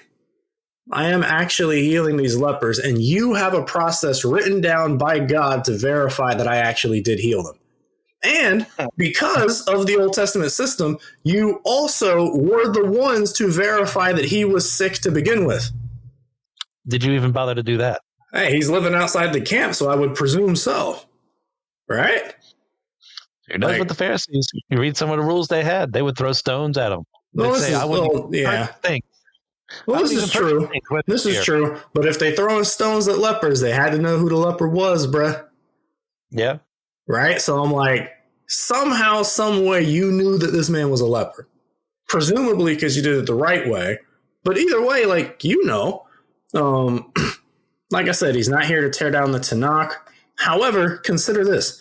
Jesus healed many leprous Israelites, correct? Uh-huh. So, how many times did the temple priests hear the same story for Jesus' 3.5-year ministry? How many people that had been pronounced a leper by a priest came back to that same priest healed with the name of Jesus on their lips, ready and eager to offer sacrifices to the God of the Torah, the Old Testament? Jesus supplied plenty of proof to prove his claim to be God in the flesh. Wasn't anyone else doing what he was doing? So you could be a priest your whole life and never have to do Leviticus 14. And yet, in Jesus' day, how many opportunities did they have to do that? Now, they probably didn't because they didn't want to acknowledge that he was Lord. But how many opportunities did they have? Mm-hmm. Absolutely. More than zero.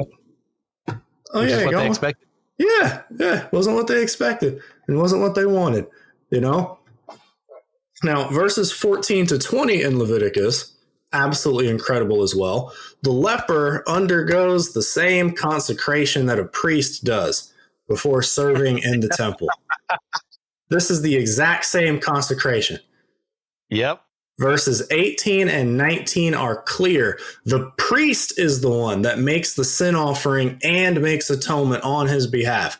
Everything this leper is going through has been nothing but a gift. He did not earn it, but he did have to exercise his own free will and move in it, though. He could, I'm just throwing this out there, he could have just bounced after being cleansed of his leprosy. Nothing was forcing him to stay behind and go through any of this. The only reason that you would is out of gratitude, right? And not every leper would be. Luke 17:11, on the way to Jerusalem, as Jesus passes between Samaria and Galilee, he meets 10 lepers. Jesus, Master, have mercy on us. And he heals them. And what does Jesus say? Go and show yourselves to the priests. It's 10 more. It's 10 more lepers now come in that are supposed to come in and say, Jesus healed me. But one of them, when he saw that he was healed, turned back, praising God with a loud voice, and fell on his face at Jesus' feet, giving him thanks. He was a Samaritan. But Jesus answered, weren't 10 cleansed? Where are the 9? Was no one found to return and give praise to God except this foreigner? And he said to him, rise and go your way. Your faith has made you well. Nothing made you stay back and give thanks to God. You could have just taken your healing and left. So coming back to have this happen, while it is commanded, is also voluntary. There's no punishment for not doing it. There's no punishment for not coming back and doing this. This is all out of, I'm grateful. Thank you. Yeah. You know? Like I said, he could have just bounced like they could have. You could say, in a way, that this leper was made into a priest, all right? Which is why in certain other places in the Torah, the cleansed lepers have rightful access to some of the things that only priests have rightful access to, because they were consecrated in the same way, even if they're not committed to the same service, right? So first, which is why we see this concept being built upon in the New Testament.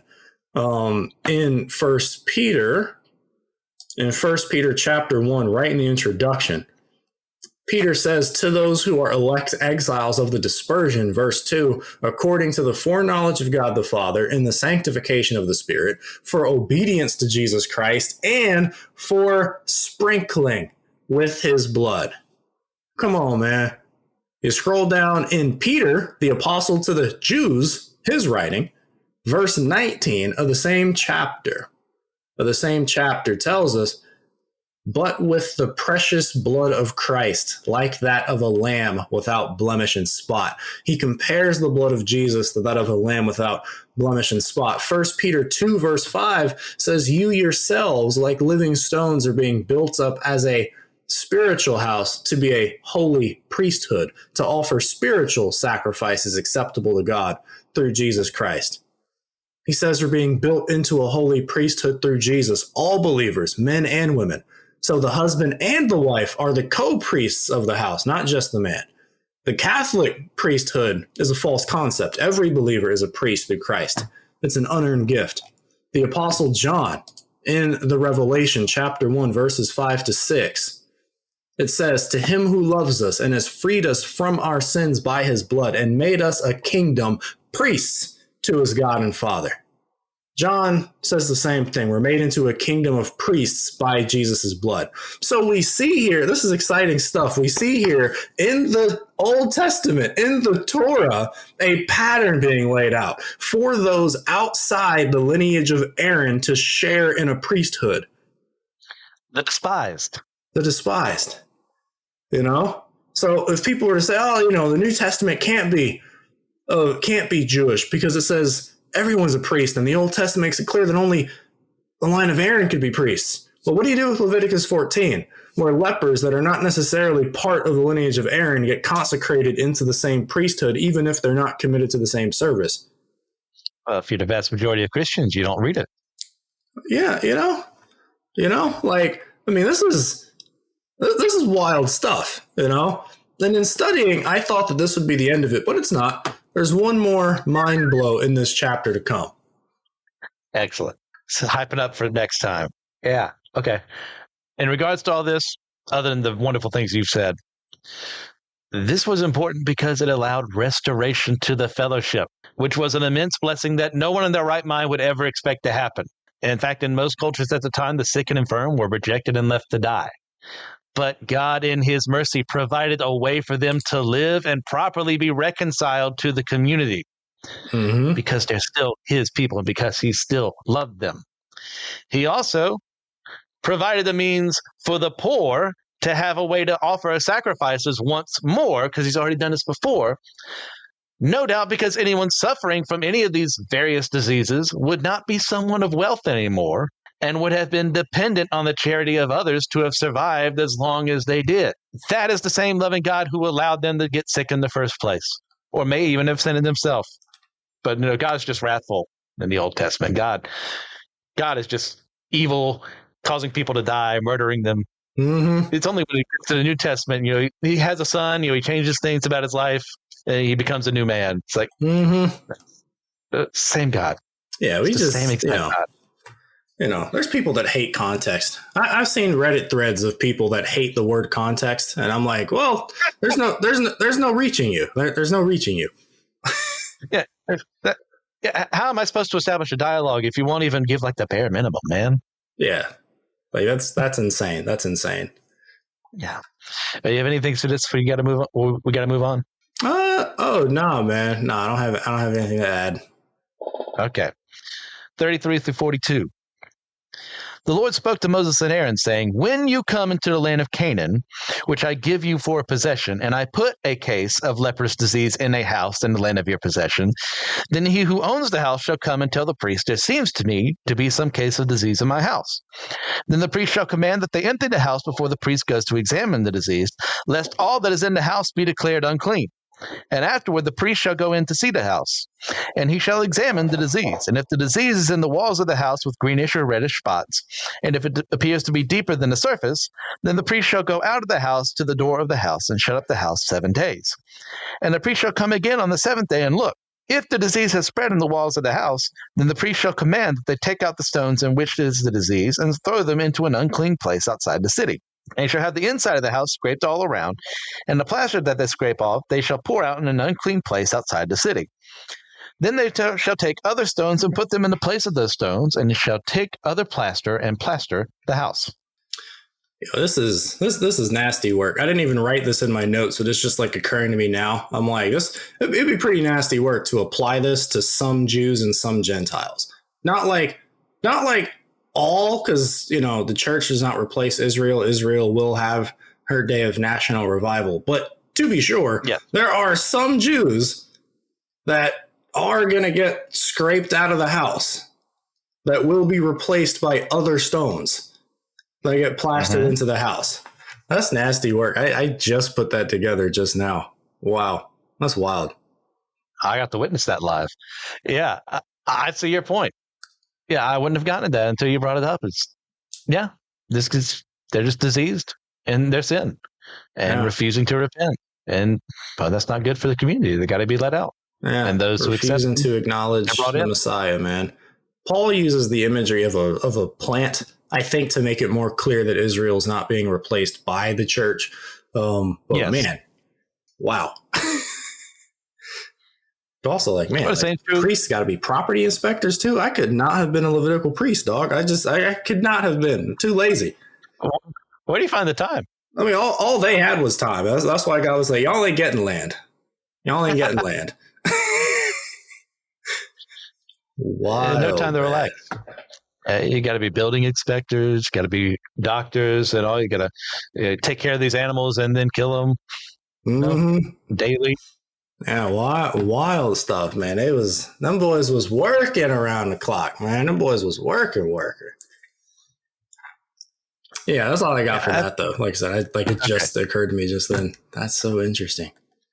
Well, I think it's really important that we look at the part where God says, which I give you for a possession, and I put a case of leprous disease in a house. Mm-hmm. Because he's in charge of who gets these diseases as he controls nature. And this was a gentle reminder, especially for him. He has said use way harsher language to them. Mm-hmm. But I think this is a gentle reminder about who they're dealing with and how he allows and sometimes actively brings about bad things to occur for his purposes. Sometimes that house may be an idol for people and they need to get out. Sometimes there's sin going on inside of the house and they need to get out for it to be let out into the open. Yep. God allows it to happen. And he allows a way for that house to still be redeemed, which we'll get into in the next couple of verses, finishing off chapter 14, 43 through 57. If the disease breaks out again in the house after he has taken out the stones and scraped the house and plastered it, then the priest shall go and look. And if the disease has spread in the house, it is a persistent leprous disease in the house. It is unclean.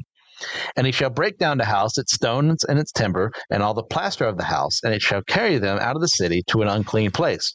Moreover, whoever enters the house while they're shut up shall be unclean until the evening. And whoever sleeps in the house shall wash his clothes, and whoever eats in the house shall wash his clothes. But if the priest comes and looks, and if the disease has not spread in the house after the house was plastered, then the priest shall pronounce the house clean, for the disease is healed. And for the cleansing of the house, he shall take 2 small birds with cedar wood and scarlet yarn and hyssop, and shall kill one of the birds in an earthenware vessel over fresh water, and shall take out the cedar wood and the hyssop and the scarlet yarn, along with the live bird, and dip them in the blood of the bird that was killed, and in the fresh water, and sprinkle the house 7 times. Thus he shall cleanse the house with the blood of the bird, and with the fresh water, and with the live bird, and with the cedar wood and hyssop and scarlet yarn.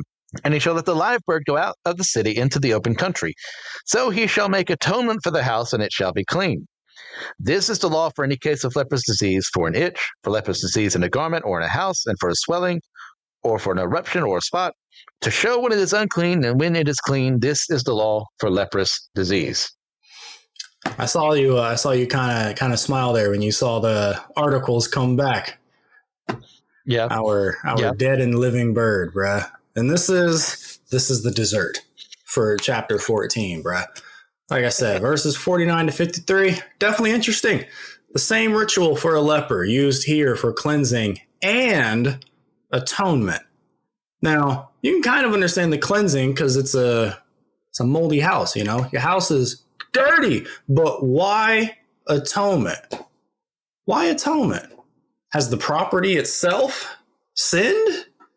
What's going on here? What's going on? Well, the New Testament speaks about Christ reconciling all things to himself in Colossians 1:19 to 20, and in Romans 8:20 to 23. But the Torah itself gives the foreshadow of this before Leviticus. And if you are faithful listeners to the Let Nothing Move You podcast, as you should be, you should have already heard about Exodus 28:36 to 38. It's an answer that we've already been given, actually.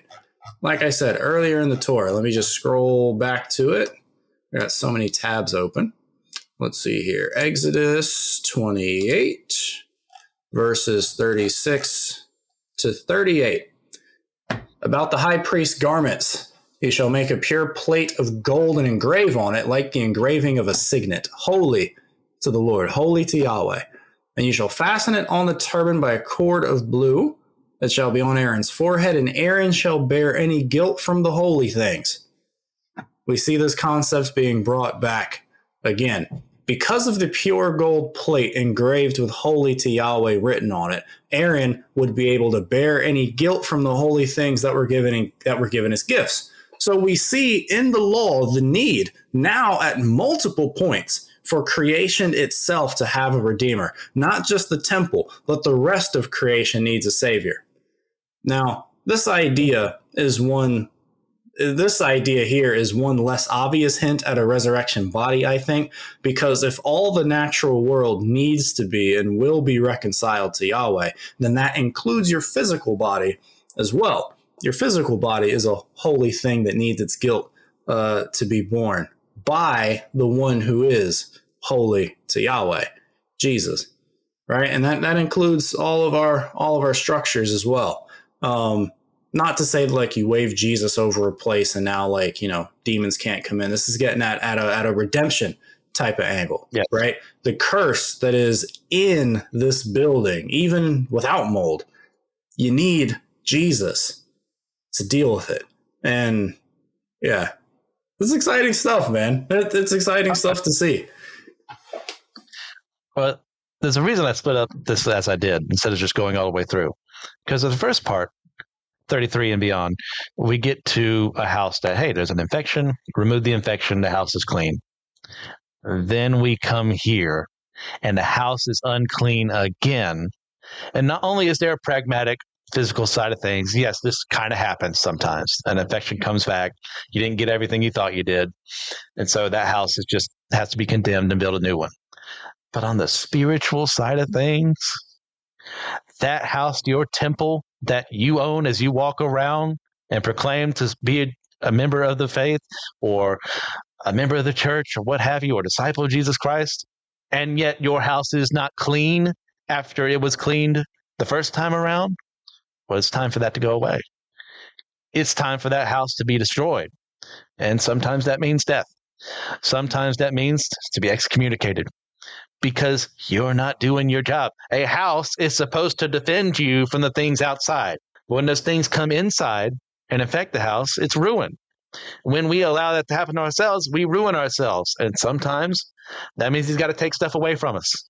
Sometimes that means we got to be spiritually homeless for a little bit. But the good news about this is that we don't have to be a house that's destroyed forever. If we repent, if we follow what he says to do, then we can be redeemed just like a house, which, by the way, is a stupid part of nature that doesn't deserve to be cared for. And yet God brings up laws to take care of it anyways, because he loves his creation, no matter how it's utilized. I agree with that. You know, he is the one true God, the all-loving creator, who is himself love. Of course, he's going to want to try to redeem all of it. This is why I said, remember what I said about them trying to save the singular garment. You see that picture being brought back here, no matter how small, no matter how grand. If I made it, it ain't common or unclean. We're gonna do what we can to save it. We're gonna do what we can to save it. You know, it's a beautiful ethic. It's a beautiful ethic. Why people wouldn't want to emulate that, I have zero idea. Rebellion, man. It's a heck of a drug. Heck of a drug, man. What do you say we head off into 15? Sure. I don't think I'll be able to stay for all of it. That's fine. And also, I don't have as much to add because 15 is one of those chapters I myself am still studying out. Figuring. Yeah. But I will say it reminds me of. I guess I'll probably say this piece and then I'll probably head out. Okay. But 15 kind of reminds me a lot of the food laws. And I know people wouldn't usually make that connection, but like, here's what I mean, right? You have like a section of law that people have debated about the purpose of, where it's like, okay, there's no debate that God said this. The debate is on what his reasoning and rationale is, because it doesn't quite seem as obvious as when he says stuff like, don't worship an idol. Okay, that doesn't need explanation. We understand why. You know, don't commit adultery. Okay, that doesn't need explanation. I get that. Why so much issue about food and bodily discharge or whatever? And I think that there is a lesson here in hermeneutics to be learned, because, and the reason I say I'm still thinking about 15 is because I think I figured out the food laws. And it all has to do with letting God, like if God gives you a hermeneutic, stick with that. I think our issue in interpretation is when we try to use our own hermeneutics when God has already given us one. And I think the same holds true for 15, because in verse 31, I think verse 31 is the hermeneutical key to interpret like this entire section. And I just haven't had the time yet to take that hermeneutical key and like run through the text with it yet with a fine-tooth comb. But I do think this is true. He says straight up, thus you shall keep the people of Israel separate from their uncleanness, lest they die in their uncleanness by defiling my tabernacle that is in their midst. Right? So like he tells, like, so when you ask, why did you command all of this section? I told you why. To keep Israel separate from her uncleanness so that they don't die in judgment by defiling the tabernacle. So literally everything in 15 has a direct like religious issue, you know? And I was making this point in the chapter about food laws on an earlier episode on my pod, and I'll be bringing this up again on the live stream about this stuff on Monday, hopefully 8 o'clock Eastern time on YouTube. Be there, be square, your choice. But he said a similar thing in that chapter where he's like, no, like this is for religious purity, in the heart of the people, not so much, I mean, yes, in the practice, but like in the heart, so that they stay sanctified to me. And so when people say stuff like, yeah, the food laws were given so that the Jews would have health benefits, no, it wasn't. God didn't say that. Now, it has ancillary health benefits. This is true. There are secondary and tertiary health benefits, but health is not brought up at all in the text. God tells you why. And I think the same is true here in 15. So, I don't want to speak on verses I haven't gone to the Marianas Trench with yet, but I do think that much is solid. Like if the primary purpose you believe for this chapter is not verse 31, you're reading it wrong.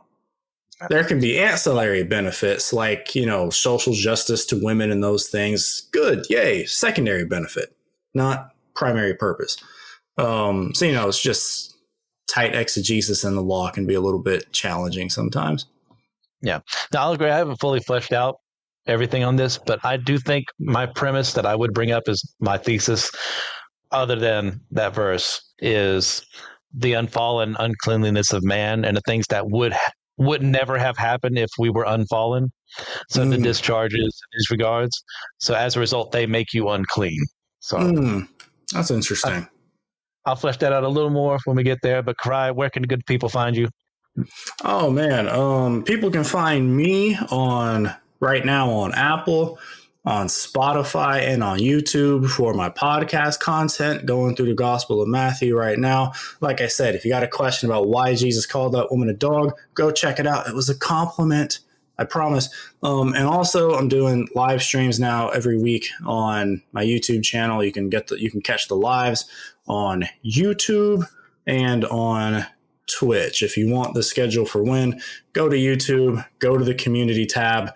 I will try to post every week when the next one will be. So this next one is going to be Monday, 8 o'clock Eastern time. Topic: do Christians have to follow the Old Testament law? Why or why not? Should be fun. Okay. Well, thanks for joining me for this. I'll go ahead and I'll finish it out. And I just want to say I respect your ability to say I'm not ready yet. Yeah, it don't rest on my shoulders, man. It don't rest on my shoulders, And and people got enough to think about with the leper. We're going to finish off 15 together. We'll be doing verses 1 through 18. The Lord spoke to Moses and Aaron, saying, "Speak to the people of Israel and say to them, when any man has a discharge from his body," and that specific word there in the original Hebrew is basar, which is euphemistically used to refer to the genitals. "His discharge is unclean.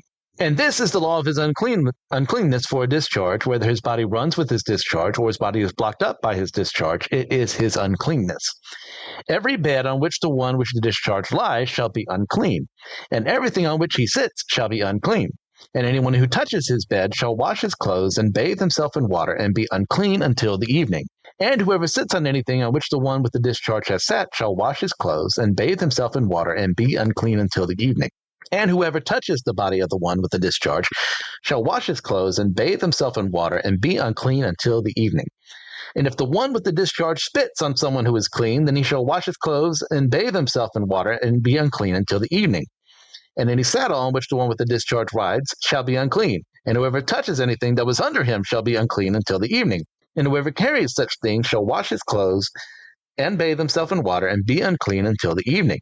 Anyone whom the one who with the discharge touches, without having rinsed his hands in water, shall wash his clothes and bathe himself in water and be unclean until the evening. And an earthenware vessel that the one with the discharge touches shall be broken, and every vessel of wood shall be rinsed in water.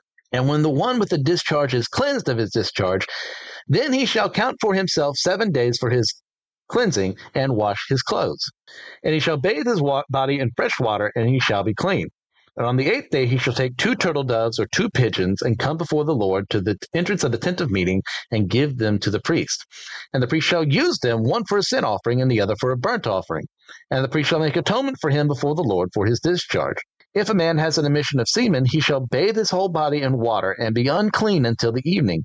And every garment and every skin on which the semen comes shall be washed with water and be unclean until the evening. If a man lies with a woman and has an emission of semen, both of them shall bathe themselves in water and be unclean until the evening. So like I mentioned earlier when Karai was still here, I have not fully developed what I actually think is being said here, and that's okay.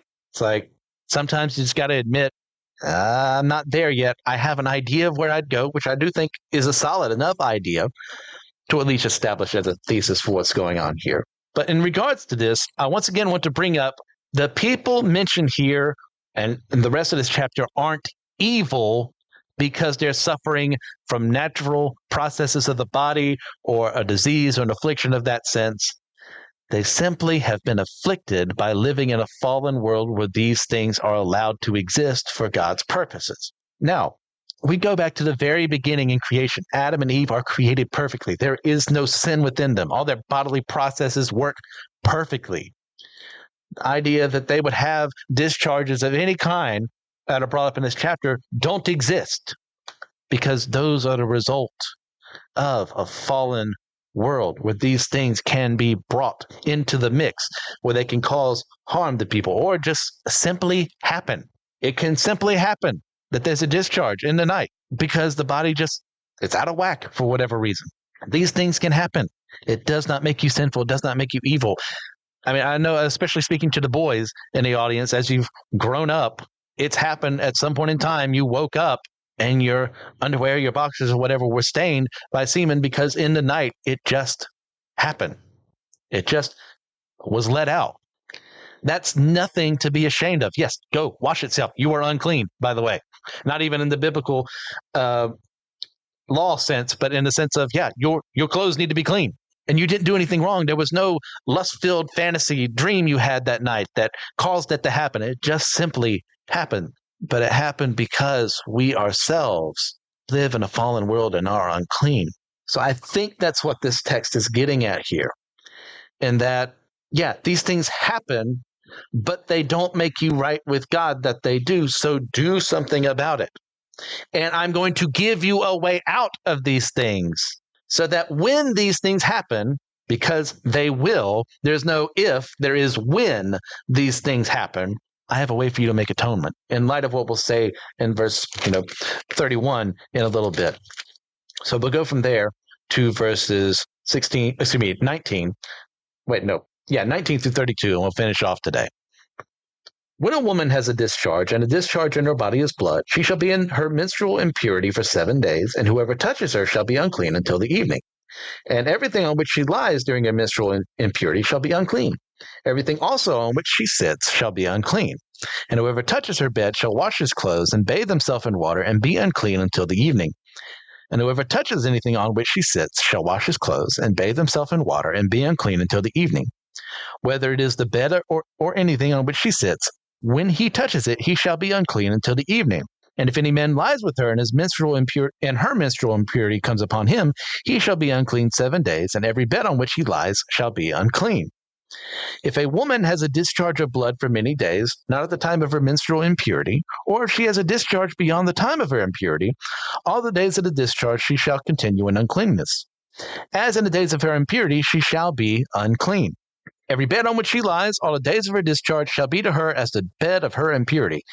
And everything on which she sits shall be unclean as in the uncleanness of her menstrual impurity. And whoever touches these things shall be unclean, and shall wash his clothes, and bathe himself in water, and be unclean until the evening. But if she is cleansed of her discharge, she shall count for herself 7 days, and after that she shall be clean. And on the 8th day she shall take 2 turtle doves or 2 pigeons and bring them to the priest to the entrance of the tent of meeting. And the priest shall use one for a sin offering and the other for a burnt offering. And the priest shall make atonement for her before the Lord for her unclean discharge. Thus you shall keep the people of Israel separate from their uncleanness, lest they die in their uncleanness by defiling my tabernacle that is in their midst. This is the law for him who has a discharge and for him who has an emission of semen, becoming unclean thereby. Also for her who is unwell with her menstrual impurity, that is for anyone, male or female, who has the discharge, and for the man who lies with a woman who is unclean. Now let's get this out of the way at the very beginning. Women enduring menstruation aren't some unholy beasts constantly becoming sinful due to some naturally bodily processes. Uncleanness and sinfulness are not always one and the same. There's an goodness gracious, uncleanness that makes you not ready to be a part of the community. And there is sin that makes you not part of the community. This is not that. I have seen way too many men over the years claim that this is a curse, claim that this makes women unequal, that they has, as a result of this, are lesser than men. That is not the point. These natural processes within the human body are once again a part of the fall. I do not believe menstruation as the way it happens in this world now is what was God had in mind at the very beginning with Adam and Eve, because there would have been no pain. There would have been no suffering. It was utopia. It was a land free of sin. Now, these laws are written, and by the way, before we get there, people claim God, the Bible is anti-woman, anti-feminist, and yet forget the part where this same chapter, the very same standards that the women are under, the men are under for their discharges. It's because they only pick and choose what they want just so they can make a point that has nothing to do with what God is trying to say. So these laws are in effect to protect them and not ostracize them for something that is not their fault, so that they are ministered to in their time of need. This was especially important in an ancient culture that does not have our modern capabilities to help ease women through this process. But the most important part here is, as Karai pointed out, verse 31. Thus, by keeping all these things, you shall keep the people of Israel separate from their uncleanness, lest they die in their uncleanness by defiling my tabernacle that is in their midst. Now, if we're following my idea for why this is being written as it is, which once again, I will freely admit is not something I'm going to take a bullet for yet. I might take a non-fatal bullet one for it at this time. We look at that and we go, humanity as a whole is unclean. We are separated from God by our sin and our uncleanness.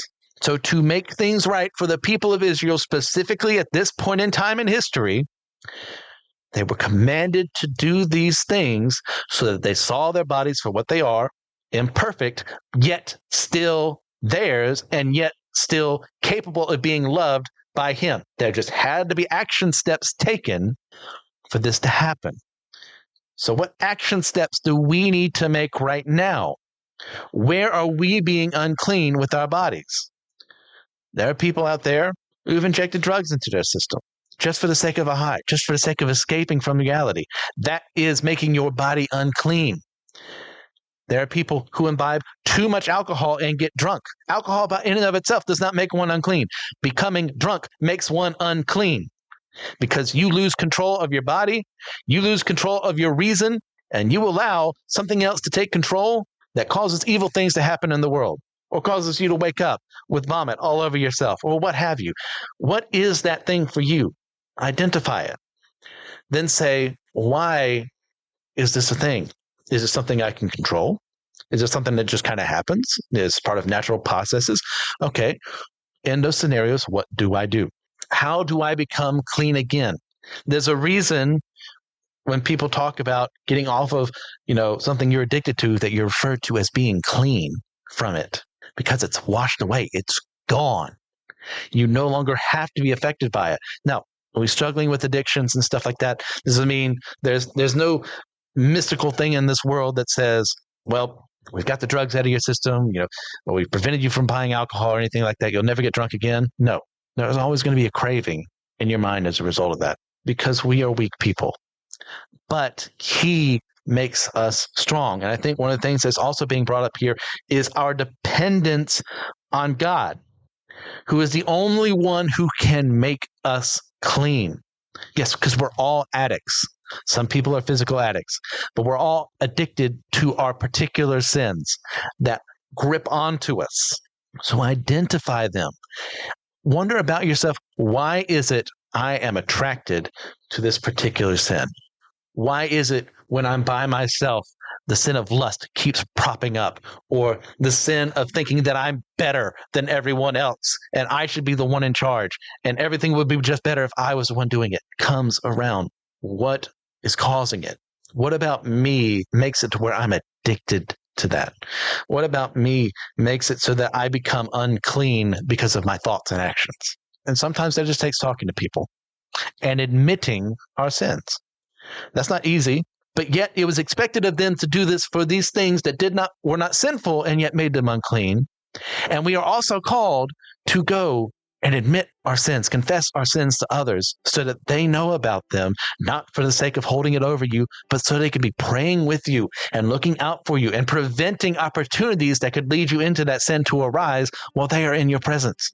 Or they can be reaching out to you, to us, to call us out, say, hey, I saw you here. You said you didn't want to go there anymore.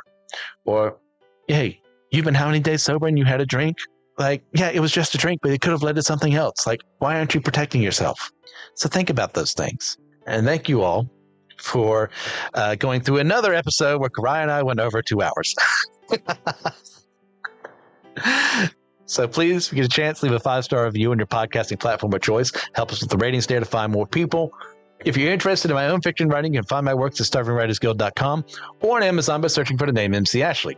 If you're all interested in some further solid studies into the Bible and its teachings, then check out the other members of the Anazal Ministries podcasting network. You can find me specifically on Systematic Ecology, Why I Don't Like, Friday Night Frights, and Some Joyful Noises, our newest podcast series.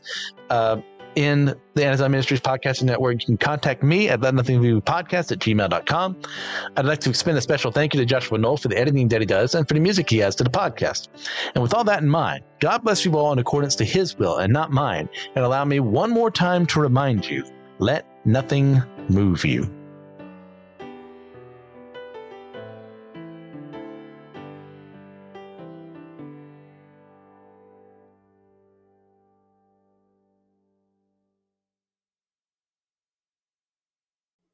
Hey guys, are you interested in podcasting but don't know where to go? Well, check out Zencaster.com and go ahead and make an account there and use special promo code Let Nothing Move You, all caps.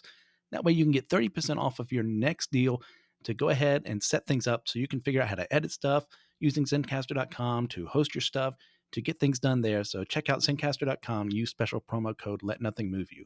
All right, see ya.